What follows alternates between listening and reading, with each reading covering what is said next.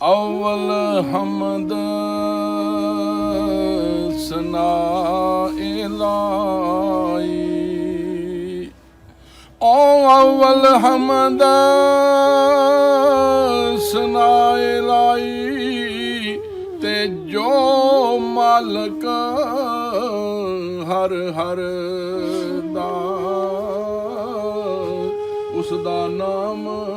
चितारण वाला ते हर मैदान ना हर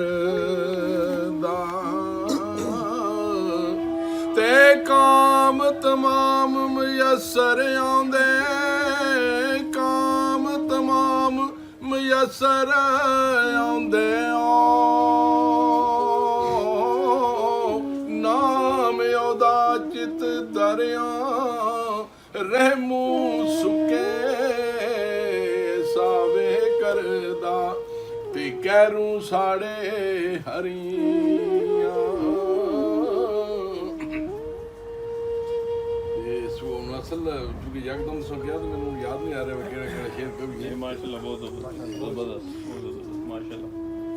ते उठ दिला चल ढूंढण चलिए ओ उठ दिला चल ढूंढण चलिए घर नहीं आ सजन मिलदे ओ बिन तकलीफों ओ मिलदे नहीं ते जेड़े नी महरम दिल दे महफल बड़ा असर होना मियां साहब तो लिखने के बुरे बंदे दी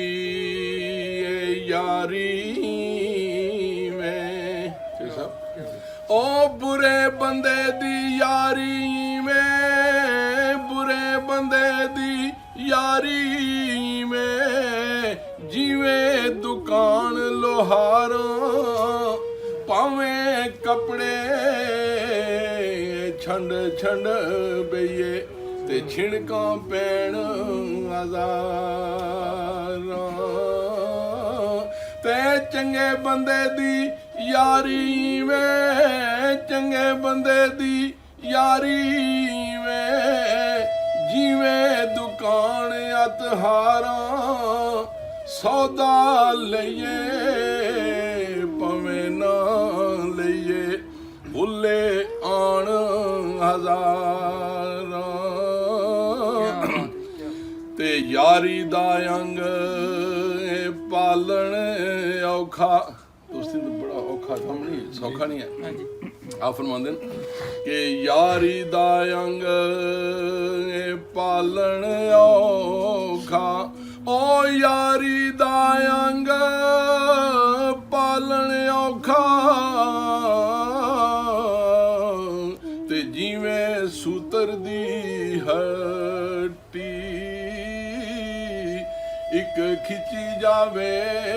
दूजा छड़ी जावे ते ताइयों रहंदी गल पक्की दो चिकन टूट जानियां फिर इंशाल्लाह जिंदगी कि ਅਸੀਂ ਆਖਰੀ ਸ਼ੇਰ ਇਹਨਾਂ ਵਾਸਤੇ ਕਹਣਾ ਜੀ ਜੀ ਕਰੀਏ ਤਾਂ ਗੀਤ ਗਾਈਏ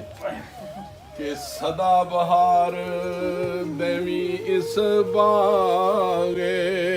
ओ सदा बहार देवी इस बागे मौला कदी खजाना आवे होमन फैज हज़ारां ताई हर भुखा फल खा